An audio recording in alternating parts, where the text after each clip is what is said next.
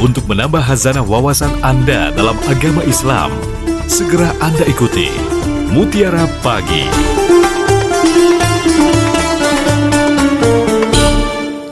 Assalamualaikum warahmatullahi wabarakatuh. Alhamdulillah pendengar, Mutiara Pagi kembali hadir pagi hari ini untuk berikan pencerahan di hati kita. Dan sudah terhubung dengan Ustadz Paidi SAG, Kelompok Kerja Penyuluh Agama Islam Kementerian Provinsi Sumatera Selatan, yang akan bersama kita dengan topik pagi ini adalah bagaimana cara hidup agar tenang dalam pandangan Islam. Kita sapa dulu. Assalamualaikum Ustadz. Waalaikumsalam warahmatullahi wabarakatuh. Alhamdulillah, sehat selalu Ustadz. Alhamdulillah, amin. Baik Ustadz, pagi ini kita akan mendengarkan tausiah Ustadz dengan kaitannya bagaimana cara hidup kita agar tenang dalam pandangan Islam. Silakan Ustadz Paidi. Terima kasih Mbak Nadia. Assalamualaikum warahmatullahi wabarakatuh. Waalaikumsalam warahmatullahi wabarakatuh. Alhamdulillah rabbil alamin, asyhadu an la ilaha illallah, asyhadu anna Muhammadur Rasulullah. Allahumma shalli ala sayyidina Muhammad wa ala ali sayyidina Muhammad. Qala ta'ala fil Qur'anil Karim, a'udzubillahi minasyaitonir rajim. Ala bi dzikrillah tatma'innul qulub. Pendengar setia RRI yang saya hormati, marilah kita senantiasa syukur kepada Allah Subhanahu wa taala, salawat dan salam kita sampaikan kepada junjungan kita Nabi besar Muhammad sallallahu alaihi wasallam. Allahumma shalli ala sayyidina Muhammad wa ala sayyidina Muhammad. Pendengar setia RRI Palembang yang saya hormati, tema hari ini adalah bagaimana hidup kita agar tenang menurut pandangan Islam. Karena hidup ini semua orang kepingin tenang, tapi kenyataan banyak masalah. Sekolah sudah punya masalah, kuliah ada masalah, begitu juga gancang kawin punya masalah, lambat kawin ada masalah, lah keluarga juga banyak masalah. Tapi kadang masalah ini curhatnya salah, di media sosial lah, di Facebook lah, di WhatsApp lah, di IG lah, salah tempat itu. Banyak orang ngomen malah menjerumuskan kita lebih jauh dari masalah, bukan menjadi hati kita tenang, keluarga kita hidupnya tenang. Maka untuk tenang, hati kita tenang, itu ada tip-tip khusus dalam Islam yang harus kita lakukan, kita dengar, kita simak dalam acara Mutiara Pagi hari ini. Maka Rasulullah SAW agar hidup kita tenang apabila mendengar suatu panggilan azan, siap-siaplah dengan pakaian yang baik. Mungkin kita dengar Allahu Akbar, Allahu Akbar. Siaplah dengan pakaian yang terbaik, bukan yang mahal. Kalau bisa mahal dan terbaik di sini, terbaik menurut kita, kemampuan kita. Begitu juga bersih dan suci dari najis kalau lagi pakai minyak wangi. Dengan kesiapan panggilan azan ini sudah tenang. Dengan pakaian yang rapi itu sudah tenang dalam pandangan Islam. Maka kalau kita ini sudah siap, itu beda dengan orang yang belum siap. Ketika kita dengar azan mau ke masjid, itu orang yang sudah siap, itu punya ketenangan khusus bagi dia. Ke masjid belum siap, sudah dengar azan baru siap-siap, beda. Kadanglah, maaf ngomong seliting terbuka lah, karena tidak siap. Kadang kacing baju bergenjot, ada yang naik, ada yang turun. Mungkin topinya miring, mungkin bajunya miring. Mungkin kainnya jadi anduk. Mungkin selopnya ini ada yang hitam, ada yang putih, buru-buru, nggak siap. Maka harus siap. Dengan siap itulah dia sudah punya ketenangan khusus ketika mendengar suara azan. Berangkat masjid dengan langkah kaki kanan kiri. Maka kata Ali bin Abi Thalib, dengan langkah yang sudah siap, itu mbak ketenangan pahala 10. Satu langkah 10 pahala. Satu langkahnya dapat menghapus 10 dosa, dan satu langkahnya dapat diangkat 10 derajat ke langit. Itu dengan langkah tenang dan tidak buru-buru. Maka kalau ke masjid asal buru-buru dengan langkah tenang, kita siap, itu sudah punya ketenangan khusus. Wudhu itu sudah tenang, dengan wudhu yang baik benar, itu sudah punya ketenangan khusus. Maka satu air wudhu dihapus dosa bagi satu tetes air wudhu yang jatuh dihapus dosa bagi orang yang wudhu. Begitu juga satu tetes air wudhu diberikan satu pahala. Ngadap kiblat, asyhadu an la ilaha illallah, asyhadu anna muhammadar rasulullah, asyhadu an la ilaha illallah wahdahu la syarikalah wa asyhadu anna muhammadan abduhu wa rasuluh. Kata Rasulullah, minta mamil wudhu sempurna, wudhu diberikan pahala, diberikan ketenangan oleh Allah Subhanahu wa taala. Kemudian kita sholat ngangkat takbir, Allahu Akbar, itu sudah tenang.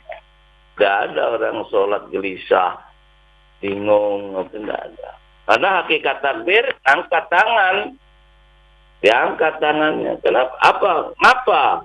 Atau mengapa bahwa takbir itu ngangkat tangan? Artinya hakikatnya harus dibuang, harus disingkirkan dulu yang sifatnya dunia, maka diangkat. Jangan ikut waktu takbiratul ihram, mungkin yang berkebun jangan ikut lagi waktu takbiratul ihram kebunnya. Begitu juga sawahnya waktu takbiratul, jangan diikutkan waktu takbiratul ihram, waktu tanam padi itu, tanam padinya ikut takbiratul ihram, disingkirkan dulu. Maka itu hakikat takbir. Yang kedua, bahwa takbir diangkat. Angkat masalah diangkat waktu takbir. Dihilangkan dulu. Ini kadang masalah keluarga malah masuk. Begitu juga masalah pribadi masuk. Itu muncul. Pun begitu juga kadang-kala waktu takbir. Lah 5 tahun masalah laki masih teringat waktu sholat. Itu. Pun begitu juga takbiratul ihram itu hakikat atau simbol bahwa masalah-masalah yang datang itu harus disingkirkan dulu. Masalah kredit mobil muncul waktu takbiratul ihram, kredit motor jatuh tempo masuk takbiratul ihram, belum Bank BRI, belum bank-bank yang lain. Ingat di waktu takbiratul ihram harus disingkirkan dulu, baru kita tenang. Dengan itu maka ada inna sholati wa nusuki wa mahyaya wa mamati lillahi rabbil alamin. Betul-betul mencari ridha Allah Subhanahu wa taala, hati kita menjadi tenang. Di samping itu ada tips yang lain bahwa hidup kita ini tenang, hindari maksiat. Kemudian jangan terlalu ngejar dunia. Ini kadang siang malam jungkir balik nyari dunia sehingga lupa untuk ingat kepada Allah Subhanahu wa taala, atau yang disebut ala bi dzikrillah tatmainnul. Hindari iri hati biar tenang. Ini kebanyakan banyak iri hatinya. Banyak orang iri. Maka orang yang iri hati itu pasti tidak tenang gitu. Kemudian zikir kepada Allah Subhanahu wa taala, la ilaha illallah, la ilaha illallah. Banyak zikir yang sesuai dengan keyakinan kita, hafalan kita. Itu jadi tenang. Jangan lupa dengan zikir. Jadi pendengar setia dari Palembang yang saya hormati. Yang kedua adalah agar kiranya kita selalu hidup tenang, kita adalah sedekah. Sedekah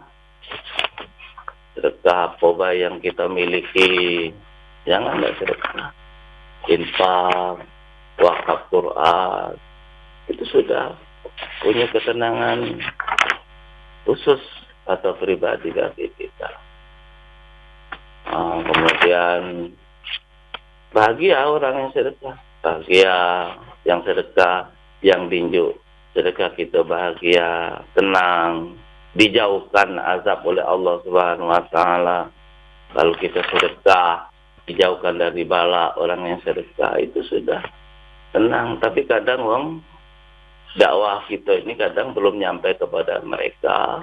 Maka benar Pro RI1 yang memberikan mutiara, minta sampai ke pelosok-pelosok, Jadi biar hidup, dia bisa dengar, menghayati.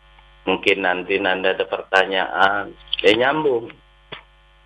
Biar hidup dia tenang, kita juga belajar tenang, yang ceramah tenang, yang dengarkan tenang, masyarakat tenang kan enak. Dengar setia RR yang saya hormati dan yang berbahagia. Yang selanjutnya adalah kita tenang harus baik. Baik pada diri kita, baik pada keluarga kita, baik dengan tetangga kita, baik dengan masyarakat kita. Itu kunci, harus baik. Maka kalau jahat pasti tidak tenang hidupnya. Tidak. Jadi polisi baik, tenang. TNI baik, tenang. Guru baik, tenang. Penyuluh baik, tenang. Pun begitu juga kita jadi suami istri yang baik, akan hidupnya tenang. Dan ciri orang yang baik adalah pertama banyak senyum. Itu ciri-ciri orang yang baik. Kalau banyak senyum itu pasti baik. Kalau nyeradul baik, kurang baik. Atau kalau senyum, tapi senyum yang baik itu adalah lawannya. Senyum suram tidak baik. Senyum dewek di kamar kurang baik. Lebih senyum dewek tinggal jalan suram. Jadi kata Rasulullah, kalau senyum katakan baik itu ada lawan, ada kanconyo. Maka senyum itu dinilai ibadah. Sedekah, bukan ibadah, sedekah. Sedekah paling ringan ya senyum itu, modalnya tidak pakai modal. Yang kedua adalah selalu minta maaf. Kalau dia salah minta maaf. Maka orang yang baik itu tidak ada kata yang paling hebat. Cuman atau kata sakti kecuali minta maaf. Itu paling hebat. Orang baik. Maka kemudian kalau diinjuk terima kasih. Ini ciri-ciri orang baik. Tapi kadang-kadang jarang dibiasakan yang demikian. Kalaulah minta maaf, itu tenang orang, pasti tenang. Yang kedua adalah kalau dikatakan baik, minta tolong. Ini kadang-kadang laki bini kecil, salah. Mentang-mentang jadi laki, kopi, salah. Minta tolong bu buatkan kopi, minta tolong buatkan teh, kalau tidakkan susu. Kata-kata tolong ini penting dalam adab atau akhlak menurut kita. Dengan kata inilah jadi romantis, bahagia, tenang dalam rumah tangganya. Bini terasa dihormati dan seterusnya. Yang ketiga adalah terima kasih. Bini tinjuk duit, terima kasih. Ini kadang bini juga kecil. Tinjuk 1 juta, habis. 2 juta, kurang. 3 juta, malah kurang. Tinjuk berapa baik laki, terima kasih. Ini kadang-kadang Dino ini kurang mengucapkan terima kasih. Kalau diucapkan terima kasih, aso dadot laki-laki itu bengkak, senang, bahagia, naik, pundaknya itu naik. Jadi royo atau kesal, capek itu hilang dengan kata-kata Tino yang mengucapkan terima kasih. Dan begitu juga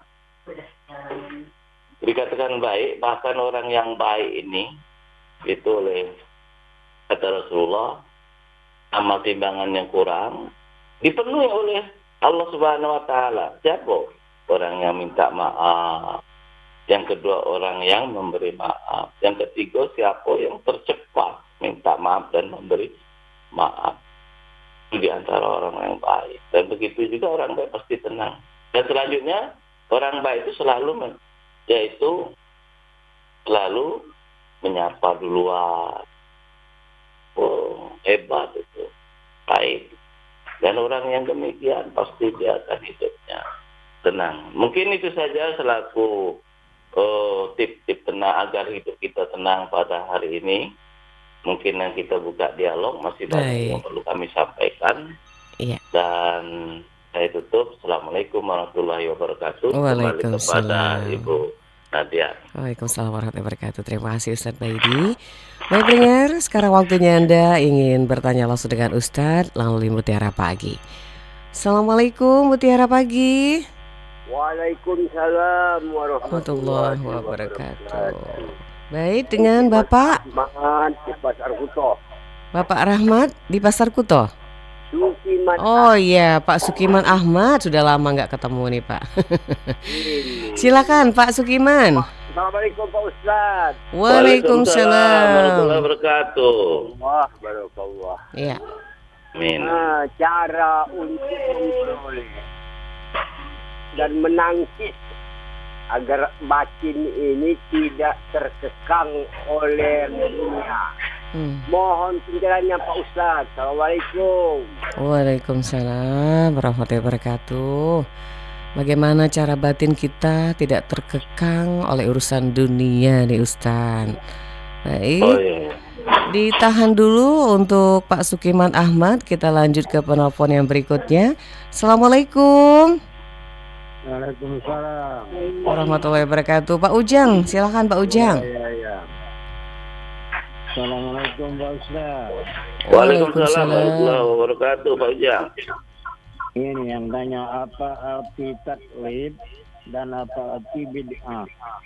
Tolong pencerahannya. Arti apa bisa diulang? Apa arti taklid Tadwid. dan apa arti bid'ah. Ya, baik. Itu aja. Terima kasih Pak Ujang. Assalamualaikum. Waalaikumsalam warahmatullahi wabarakatuh. Silakan Ustadz Paidi, ada dua penanya yang bisa ditanggapi pagi ini. Oke, terima kasih. Pertanyaan sangat luar biasa. Bagaimana cara menghindari atau agar kita tidak terkekang masalah dunia? Iya. Maka saya sampaikan tadi itu hakikat takbir sebagai contoh saja. Maka takbir itu adalah mengangkat tangan, artinya diangkat, dihilangkan, dibuang masalah itu. Jadi ketika waktu kita takbiratul ihram itu salah satu daripada tip untuk menghindari jangan sampai terlalu hubud dunia, terlalu cinta dengan dunia.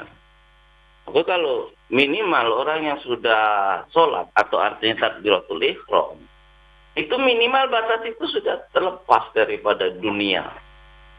Kalau sudah takbiratul ihram sehari semalam ada 5 kali, berarti 5 kali itu sudah minimal membuang daripada dunia, membuang masalah-masalah dunia, keluar dari duniawi yang sangat luar biasa. Itu salah satu cara untuk menghilangkan sifat yang namanya dunia. Tapi kita tidak bisa terlepas daripada dunia. Maka kita, dunia adalah sebagai sarana. Justru sarana untuk ibadah, sarana untuk mendekatkan diri kepada Allah Subhanahu wa ta'ala, kepada Allah Subhanahu wa ta'ala. Dan kita di dunia tidak bisa terlepas dari duit. Atau duit lah kasarnya secara singkat atau secara simpel. Maka ada yang mengatakan plesetan, ciri orang yang kata duit itulah hinaan maksud kita. Tidurnya kurang, tidurnya sulit atau sulit tidur. Sulit tidur, gelubak-gelubuk, tidak bisa tidur. Kepalanya digaruk-garuk terus, badan pegal galau, itu ya ada benarnya. Tapi seorang yang beragama, Islam terutama, itu harus punya penangkal bagaimana kita agar bisa memfilter mana yang dunia yang baik yang bisa membawa kedekatan diri kita kepada Allah Subhanahu wa ta'ala, mana dunia yang bisa menjauhkan kita dari Allah Subhanahu wa ta'ala. Dan selanjutnya adalah tipnya bagaimana kita menghindari dunia. Kita harus ingat mati, kullu nafsin dha'iqatul maut. Nah, itu salah satu yang paling kuat untuk kita menghindari dunia yang begitu luar biasa, yang canggih dan penuh maksiat ini. Ya salah satunya ingat mati. Kita akan mati. Mati tidak pandang bulu, tua muda dan umur berapa. Kadang yang muda malah duluan, yang tua belum. Tapi yang jelas kita semua adalah akan mati. Maka kita harus ingat kepada Allah Subhanahu wa ta'ala. Jauhi dengan itu, dengan duniawi. Dan bagaimana yang kedua adalah taklid. Taklid ini adalah ngikut-ngikut dengan yang tidak jelas, tidak mengetahui bahwa dasar hukum atau pengetahuan yang kita pelajari, jadi ikut-ikutan baik. Jadi inilah, ada kadang-kadang taklid buta. Belum tahu benar, kebenarannya sudah nyalakan orang atau membid'ahkan orang. Maka Islam itu ya ayyuhalladzina amanu fitin mitapa. Masuklah dalam Islam, orang yang beriman masuklah dalam Islam secara kafah. Belajar. Maka dengarkan. Ini bagus pertanyaan Pak Ujang. Dengar di Mutiara Pagi, di majelis taklim. Itu cara hilangkan taklid. Taklid itu ikut-ikutan. Babi buta. Di dalamnya, kalau bisa masih ada sekolah. Tidak bisa. Belajar itu sampai ayunan, sampai liang lah. Tidak bisa. Inilah untuk mengurangi, mempres daripada taklid. Oh, kadang-kadang justru yang taklid inilah kadang-kadang malah menyalahkan dan seterusnya. Yang kedua adalah bid'ah. Bid'ah itu mengada-ada. Tidak ada tuntunan dari Rasulullah, dilaksanakan. Nambah-nambah. Yang tidak suruh, malah disuruh. Yang disuruh, malah tidak digawekan.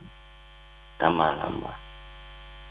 Tapi yang jelas itu bid'ah ini adalah bid'ah yang contohnya adalah masalah tauhid. Ini kaitan taklid tadi. Bisa. Kalau Tuhan beranak, itu diantara bid'ah. Kalau Tuhan itu tetap qul huwallahu ahad, Allahus samad dan seterusnya, yaitu Esa. Pun begitu dalam ibadah, nyari yang betul-betul bagaimana Rasulullah sallu kama ra'aitumuni usolli. Salatlah kamu sebagaimana kamu sedang melihat Rasulullah salat. Melalui bagaimana? Ya hadis. Maka jangan taklid tadi, belajar. Oh ini hadisnya sahih, ini kurang sahih, ini mutawatir. Dari situ jangan tidak belajar. Nah, bagaimana saya contohkan tadi, takbir aja lah, ada panjang lebar. Takbir ada 3, takbiratul ihram. Angkat tangan dulu, baru takbir. Angkat tangan, baru takbir. Ada yang takbir dulu, baru angkat tangan. Yang ketiga, yaitu bareng. Allahu Akbar. Cara takbir. Dan takbir yang benar, sedada lah. Tangannya ke depan. Itu diantaranya yang benar Pak Ujang. Karena masih banyak yang sholat itu taklid, tidak menggunakan ilmu pengetahuan. Nah, terima kasih Pak Ujang. Mungkin ada penanya yang lain. Kalau dibahas panjang lebar ini. Baik Ustadz, terima kasih Ustadz. Juga untuk Pak Ujang dan Pak Sukiman Ahmad. Sebelum ke line telepon ada Pak Roni Ustadz yang bertanya via WA Pro 1. Bertanya Ustadz, mengapa Ustadz semakin banyak belajar agama, orang itu semakin kasar? Nah ini kenapa Ustadz? Baik, itu untuk Pak Roni di Palembang. Kita akan lanjut ke line telepon, silahkan di 36997. Sebelum kita baca WA yang berikutnya. Assalamualaikum Mutiara Pagi. Ya, Assalamualaikum Mbak Nadia. Iya, waalaikumsalam. Ini Pak Zakaria di Kenten Ustadz, silakan. Ya, terima kasih. Assalamualaikum Pak Ustadz. Waalaikumsalam Pak Zakaria. Semoga selalu sehat Ustadz ya bersama kita semua. Alhamdulillah, amin. Begini Ustadz, mau tanya masalah jauh zikir Ustadz yang sering kita baca. Ya, artinya kira-kira gini Ustadz ya. Aku berlindung padamu ya Allah dari keburukan dan keburukan daripada diri aku sendiri Ustaz. Itu itu Ustaz. Dan saya hubungkannya dengan surah Al-Samsi itu Ustaz. Kan Allah menginginkan kita keburukan dan kebaikan gitu kan. Jadi bagaimana ininya pencerahannya Ustaz? Ya. Baik, Ustadz sudah bisa mendengar ya. Oke, siap. Terima kasih. Waalaikumsalam Pak Zakaria. Baik Ustadz, yang mana dulu akan dijawab Pak Roni atau Pak Zakaria? Silakan Ustadz. Ya, Pak Roni. Ya. Oh, belajar malah kasar. Ada benarnya juga Pak Roni. Dulu belum belajar Halo, sopan. Belajar, bentak-bentak jemaah. Atau bentak-bentak uang. Merasa dia hebat. Karena ilmu dia yang kuasai mungkin kan. Belajar. Maka ada yang menyebabkan sombong itu ada 4. Ziyadatul ilmi. Karena ilmu. Sombong karena ilmu. Merasa dia benar lah. Merasa paling pintar lah. Paling hebat. Orang lain dianggap buyan. Itu diantaranya Pak. Ada 4 sebab dia sombong atau kasar. Ini hindari. Orang sombong itu bisa. 4 sebab. Yang kedua adalah ziyadatu ta'ah. Yaitu bisa sombong karena ketaatan. Dianggap paling banyak tahajudnya, banyak taubatnya, banyak sholat. Yang tepat waktulah dia itulah. Orang lain telat galau. Imam dia itulah. Ngebang dia itulah. Pomat dia itulah. Merasa hebat. Itu juga sombong. Layu. Kemudian yang ketiga adalah ziyadatul mal. Kayo. Sombong. Kalau kayo sombong, ya biasa. Mungkin puji kita. Ini buntu sombong. Kecil. Yang buntu sombong salah. Yang kaya sombong juga salah. Yang ketiga, yang keempat adalah kedudukan ziyadatul, yaitu yang sifatnya kedudukan atau jabatan. Dulu belum jabat, itu tidak sombong dengan uang, tidak kasar. Setelah jabat RT, sombong dia. Jabat RW sombong, tambah pala dinas, jalannya beda, tidak nyentuh tanah. Itu diantara sebab-sebab ngapalah belajar ilmu tambah sombong. Itu sebabnya untuk Pak Roni yang sangat luar biasa pertanyaan dan jawabannya mungkin lah sesuai, mungkin agak sesuai dengan harapan Pak. Yang selanjutnya adalah Pak Zakaria tentang apa tadi zikir ya. Iya Ustaz. Zikir itu harus punya tujuan dan kesenangan kita apa. Karena zikir ini banyak sekali. Yang mana zikir itu yang biasa kita pakai. Mungkin la ilaha illallah, mungkin baca Quran itu zikir juga. Itulah bisa menenangkan hati kita. Ala bi zikrillah itu sesuai dengan hobian kita. Dan zikir kita lain-lain tidak sama. Dan bisa juga zikir itu kapan waktunya, apa pagi, apa siang, apa malam, itu menentukan ketenangan kita. Maka Islam itu punya ciri khas, mungkin tidak ada di agama lain, yaitu zikir ini. Dengan mungkin banyak baca sholawat, itu bisa tenang orang. Sholawat apa baik yang kita biasa, itu bisa tenang, mendatangkan ketenangan kita. Tak mesti yang ke orang-orang, lalu bisa niru orang-orang. Sholawat wa Sayyidina Muhammad wa Sayyidina Muhammad, atau yang disebut dengan sholawat Ibrahimiyah. Tapi kadang-kala wong itu sekedar sholawat saja. Tidak tahu judulnya. Ketika dia sholat, agar sholat itu bisa membawa tenangan. Ini saya contohkan agak keluar dikit dari tanyaan Bapak Zakaria ini. Tapi banyak sekali, karena hidupnya tenang dari zikir termasuk sholawat. Kalau membaca sholawat itu dengan doa, ya Allah, dengan keberkahan sholawat Nabi ini, agar hati aku ini tenang, bahagia. Itu bukan sholawat Nabi. Tapi kalau lah ahli lah biasa ya nyambung pada Allah, lah ngerti, lah ngonek dengan dikit, pasti dia akan tenang. Balik kepada Ibu Nadia, terima kasih. Baik Ustadz, itu untuk Pak Zakaria juga Pak Roni yang ada di Palembang. Kita kalian telepon lagi. Assalamualaikum. Waalaikumsalam, Mbak Nadia. Iya, Pak Abu Bakar, silakan. Ya, terima kasih. Assalamualaikum Ustaz. Waalaikumsalam warahmatullahi wabarakatuh. Saya kira Ustaz, ya ketenangan itu sangat penting dan perlu, apalagi kita sebagai seorang beragama ini. Nah, pertanyaan saya begini Ustaz, apa yang akan terjadi Ustaz bila dalam sebuah negara antara pemerintah dan rakyat tidak terdapat ketenangan? Apa yang akan terjadi di depannya itu Ustaz? Ya itu aja Ustaz, terima kasih. Assalamualaikum. Waalaikumsalam warahmatullahi wabarakatuh. Baik, sebelum dijawab ada WA yang masuk lagi Ustadz dari Sumbawa nih, cukup jauh dari Pak Romli. Pertanyaannya ada kaitan dengan sholat Ustadz. Ketika kita sholat Ustadz mengangkat takbiratul ihram, Allahu Akbar, begitu tenang betul.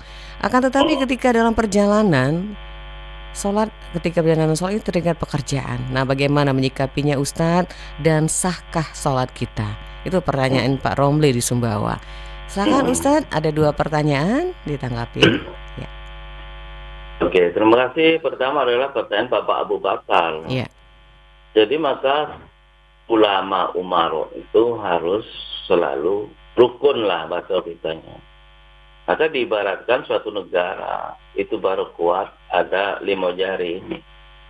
Ada 1 jari, termasuk jari telunjuk, kelingking, manis, tengah. Itu baru kuat kalau sudah digenggam bersatu.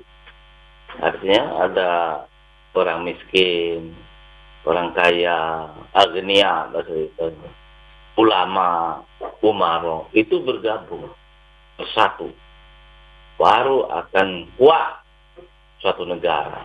Tapi kalau ulama saja yang paham agama, tetapi tidak didukung oleh umaro, akan susah, tidak aman, bisa demo sana, demo sini, pasti itu, pasti tidak aman, banyak pacak bayi, banyak kelaparan, pisau, perang suku, perang asal, dan seterusnya. Kita bagus sekali Presiden Prabowo memberantas korupsi, wah itu luar biasa, sampai andai kata tuntas, aman tak kenyang rakyat kita. UKM bisa berjalan dengan baik, minjam duit aja lancar, itu. Tapi tidak semudah itu. Berbahaya dan seterusnya, banyak tantangan. Rumahnya dijago, TNI, Prabowo di mana-mana dikawal. Karena ada yang nggak senang tentunya. Kalau dia berhasil, Pak. Nah, ini tapi tidak suatu negara itu tidak cukup oleh umaro, harus didukung oleh yaitu ulama. Ini harus bergandengan, harus didukung. Ulama tentu bekerja sesuai dengan tupoksi ulama. Yang penyuluh ya ceramah, doa tuh. Pak Prabowo didoakan, Purbaya didoakan supaya selama negara yaitu tetap baldatun thayyibatun warabun ghafur. Sesuai itu fokus kita. Aman, makmur itu Pak. Jadi negara baldatun thayyibatun warabun ghafur. Tapi kalau tidak saling rukun, susah. Pasti kita tidak nyaman, tidak tenang, tidak bahagia.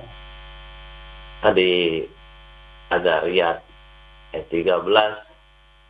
Ya ayuhan nas inna khalaqnakum min dzakari wa unsa wa ja'alnakum syu'uban wa qabaila lita'arafu inna akramakum indallahi atqakum.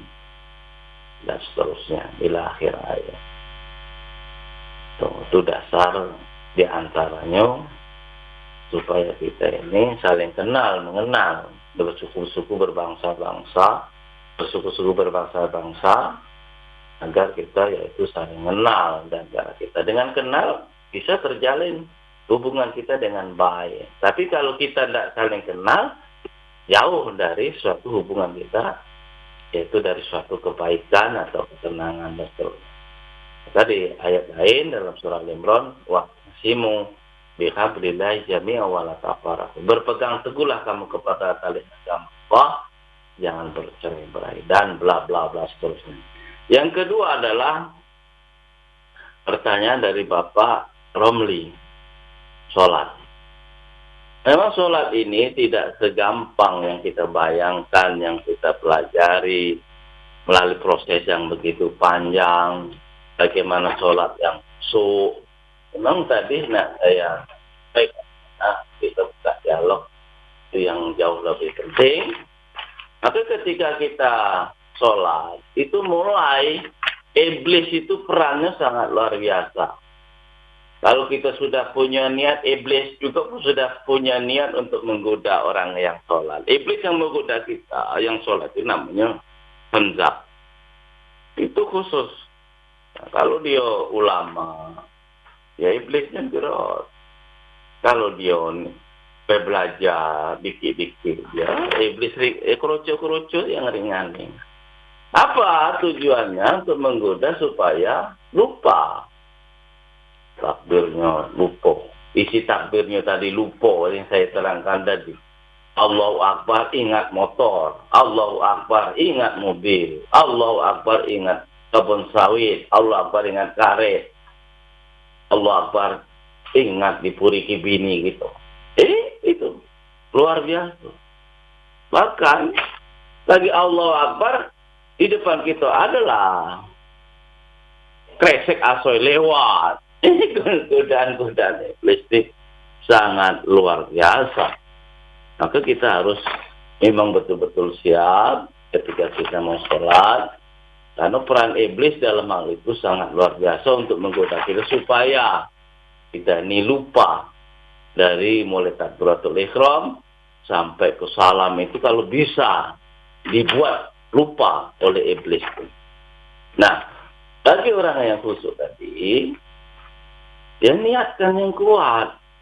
Jangan main-main. Lalu kita ini kadang sholat sambil lalu, baik. Belum ada niat yang kuat untuk khusyuk, untuk ingat pada Allah Subhanahu Wa Taala. Apa buktinya sholat agak main-main? Ya tadi, sholatnya sambil goyang-goyang, goyang kanan, goyang kiri, ke depan, ke belakang. Itu jelas kurang khusyuk dia. Atau begitu juga ada kalender di dinding masjid, ini dibacanya. Ini bantuan dari caleg ini, calon ini. Tidak usah. Yang kedua, bahwa kita ini kadang kurang khusyuk tadi. Niatnya kurang baik. Kurang ikhlas. Ada Allahu Akbar, Allahu Akbar. Azan lagi. Perasaan aku tadi azan zuhur, inilah azan asar, ini azan maghrib, ini azan isya, ini kalau subuh taruhlah, ada yang dengar mungkin agak jauh juga, maklum. Ini antara asar maghrib kan dekat, maghrib isya itu sangat dekat. Kadang kita masih ada sifat orang senang gitu, nangkapnya azan. Itu diantaranya kurang khusyuk diantara kita. Yang ketiga adalah niatkan yang kuat, memang betul-betul sholat kita adalah biar khusyuk. Maka Rasulullah memberikan tip bahwa sholat itu agar khusyuk. Anggaplah itu sholat kita yang kita lakukan adalah sholat yang terakhir. Sholat yang terakhir. Kita sholat asar hari ini, sholat yang terakhir. Tidak ada jaminan sholat asar hari ini adalah ada jaminan asar besok. Itu tip untuk khusyuk dalam hal sholat. Maka kita, kata Rasulullah SAW, solu sholat nuwadat. Anggap sholat yaitu sholat perpisahan. Jadi sholat asar hari ini, sholat perpisahan. Anggap sholat perpisahan yang terakhir. Yang kedua adalah, supaya khusyuk adalah, wa annahum ilaihi turja'un. Anggap sholat kita adalah sholat yang terakhir. Yang ketiga adalah fayaqulu. Kadang sholat itu kata Rasulullah, iblis itu jebaknya fayaqulu. Urkada. Ingat itu, ingat ini, ingat itu, ingat ini. Sampai ada dompet. Waktu sholat teringat. Dompetnya tinggal di kamar mandi. Duitnya teringat. Di bawah lemari, di bawah kasur. Nah, itu luar biasa. Itu kadang-kadang sholat malah terbatas urkada. Ingat ini, ingat itu. Tentunya supaya khusyuk, kita harus tahu bacaannya. Ulah tahu bacaannya, takbirnya ini, bacaan ini, gerakannya ini, fatihahnya ini, ayatnya ini, rukuknya ini, bacaan rukuknya ini, sujudnya ini, caranya ini, bacaannya ini, sampai tahap awal apal, akhir-akhir apal, baca ini lebih tahu maknanya, sampai ke salam. Itu sudah khusyuk secara gerakan maupun secara lafziah. Lebih-lebih kalau khusyuk di dalam hati. Insya Allah kalau khusyuk jelas dia beda dengan kelasnya yang tidak khusyuk. Dan jaminannya sangat luar biasa. Terima kasih kembali kepada Bu Nadia. Terima kasih Ustaz.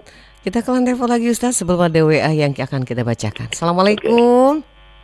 Waalaikumsalam warahmatullahi wabarakatuh. Ya, Oma Ana ini Ustaz dari Prabu Muli. Silakan Oma. Terima kasih Mbak Anat. Assalamualaikum warahmatullahi wabarakatuh Pak Ustadz. Waalaikumsalam warahmatullahi wabarakatuh. Salam sehat ya Pak Ustadz ya. Alhamdulillah, amin. Mau bertanya Pak Ustadz, Yes, kalau kita pada saat sholat tapi kita lupa, nah ini udah berapa rakaat tadi ya gitu, itu gimana ya sholatnya Pak Ustadz? Itu sah apa tidak gitu? Baik. Nah itu yang pertama. Yang kedua ada lagi nih ada teman nih. Banyak Sholatnya itu rajinian Pak Ustadz, 5 waktu ya Pak Ustadz ya. Tapi tingkah lakunya masih kurang baik gitu Pak Ustadz. Itu bagaimana itu sebenarnya keimanannya itu? Oke. Terima kasih Pak Ustadz. Terima kasih. Terima kasih Mbak Nat. Assalamualaikum warahmatullahi wabarakatuh. Waalaikumsalam warahmatullahi wabarakatuh. Dari Prabu Muli ini ada Oma Ana Ustadz. Baik, ditahan dulu Ustadz. Ada WA lagi yang masuk. Ini dari Ibu Sri di Sekojo, tapi di luar tema ini Ustadz. Oke, enggak apa-apa.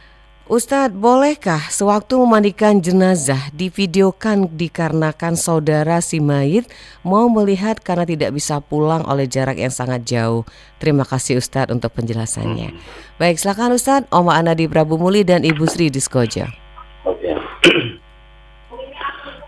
Terima kasih. Pertama adalah pertanyaan Ibu Oma Ana tentang sholat lupa.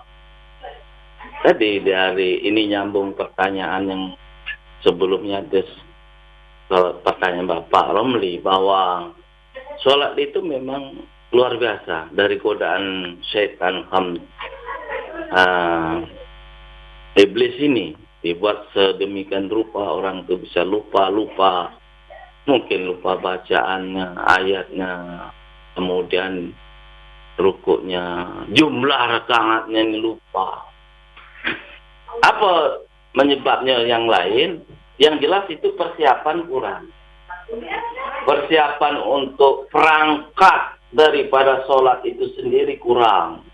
Itu secara syariat. Apa perangkatnya? Wudhunya kurang bagus. Kemudian bajunya ya asa-asa. Kalau perempuan adalah mukenanya. Jadi secara itu tadi dari awal sudah saya sampaikan. Itu kurang. Beda dengan yang sudah punya kesiapan dengan baju yang terbaik kata Rasulullah. Itu beda. Jarang akan lupa. Inilah. Tapi kalau di sholat sambil-sambilan ngasuh anak-anaknya banyak kecil-kecil. Nah, Dino Galo lupa. Kemudian ya nyuci diolah, gosok diolah, lipat baju lah dia nyuci, penjemur diolah. Saya lupa. Karena dia tidak 100% untuk sholat tadi. Itu secara syariat. Dan itu lumrah namanya manusia. Tapi kita ingat bahwa kita akan mati dan nanti kematian. Dan sholat ini merupakan salah satu silah. Bukan yang terbaik dengan Allah adalah sholat atau silah. Nanti diterangkan lebih lanjut. Nah, bagaimana sholat yang lupa? Dalam fikih itu diganti dengan sujud sahwi. Dan sebelum sujud sahwi, ketika lupa, contohnya sholat duhur adalah 4 rakaat, lupa. Ini apa sudah 4 apa 3? Simpulkan 3. Dalam hati kita nyimpulkannya berapa yang kita yakini, yang kita pahami, merasa yakin betul. Mungkin 3, padahal sudah 4. Mungkin baru 3, tapi yakin sudah 4. Itu boleh disimpulkan bahwa 4, padahal baru 3. Tapi jangan dibiasa ke korupsi itu. Tidak sah nanti. Nah, maka solusinya adalah dengan sujud sahwi. Sujud sahwi atau saja data ini. 2 kali sujud untuk nutup. Innaka hamidum majid. Maka jangan ditutup salah. Sujudlah 2 kali. Dalam pendapat, ada 3 pendapat dalam sujud sahwi. Pertama sujud be. Tak kata bacaannya. Allahu Akbar. Sujud. Sakit lagi. Allah Akbar. Allah Akbar. Kata bacaannya. Sudah sah sujud sahwi. Yang kedua, sujud ada bacaannya. Bacaannya apa? Seperti sholat biasa. Subhana rabbiyal a'la bihamdi, yang pakai wa bihamdi, yang enggak pakai subhana rabbiyal a'la subhana a'la. Allah Akbar boleh. Yang penting sujud. Ngaku kesalahan bahasa kita. Yang ketiga, ada yang ngajarkan sujud baca subhana ma'alayana wala yasu. Itu cara sujud sahwi, bacaan sujud. Sudah sempurna dalam sholatnya, walaupun tadi ada keraguan atau lupa di dalam sholat. Selanjutnya adalah, karena waktu mungkin, selanjutnya adalah mandi jenazah, bagaimana divideokan. Ya, ini sudah dunia ini sudah canggih. Mungkin untuk membantu bagaimana pelaksanaan pemandian jenazah, mengapani jenazah, menyolatkan, mengubur. Ya boleh. Nah, dunia sudah bukan lagi zaman baola. Ya boleh. Sama. Nah, dapat pahala juga itu divideokan, yang nonton video. Dapat pahala. Kata Rasulullah, kirot atau 2 kirot. 1 kirot, 1 gunung Uhud. 2 kirot, berarti 2 gunung Uhud besarnya, atau Jabal Uhud sana. Sama pahalanya, karena jauh, mungkin balik tak kan di ongkos, mungkin waktu kerjaan dan seterusnya, ya sama baik dinonton, nonton lewat layar. Kalau dia mandikan, nginak langsung, namanya nginak langsung mata kita, boleh, sama baik pahalanya. Terima kasih. Baik Ustadz, ini ada waktu 1 menit Ustadz untuk menutup Mutiara Pagi. Dan ada 1 pertanyaan dari Pak Antoni, nanti kita kirim via WA aja Ustadz ya, karena waktu tidak cukup lagi. Silakan Ustadz Paidi. Ya, terima kasih sebagai penutup pada Mutiara Pagi hari ini. Kita tuh punya masalah, jangan sekali-kali curhat ke media sosial. Banyak orang ngomplain, banyak orang jelek-jelekan, bukan solusi. Solusi yang terbaik adalah Majelis Taklim Mutiara Pagi Pro RRI setiap pagi, dan ingat kepada Allah Subhanahu wa Ta'ala, yaitu sholat. Karena tadi pertanyaannya akimi sholat, ingat sholat tanha anil fahsya'i wal munkar, itu pertanyaan Ibu Oma. Nah tadi sebenarnya. Nah kemudian zikir, baca Quran, itu diantara hidup kita agar tenang, bahagia. Duit banyak tidak nyamin, tapi dalam Facebook itu kalau duit banyak bahagia, kalau duitnya dikit tidak nyamin. Kalau banyak nyamin, itu belum tentu.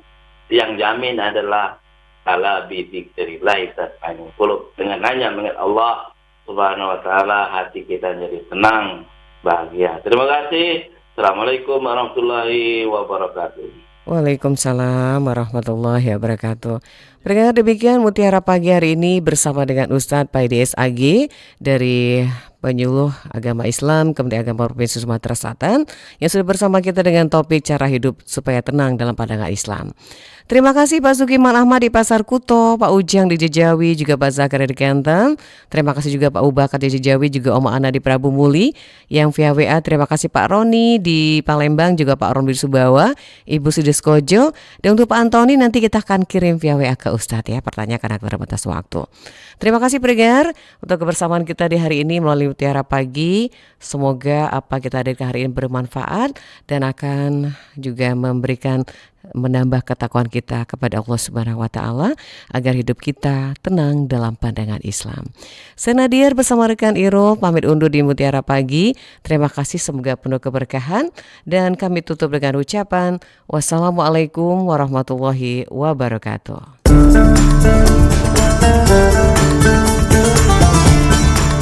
Baru saja Anda ikuti Mutiara Pagi. Terima kasih untuk kebersamaan Anda. Sampai jumpa.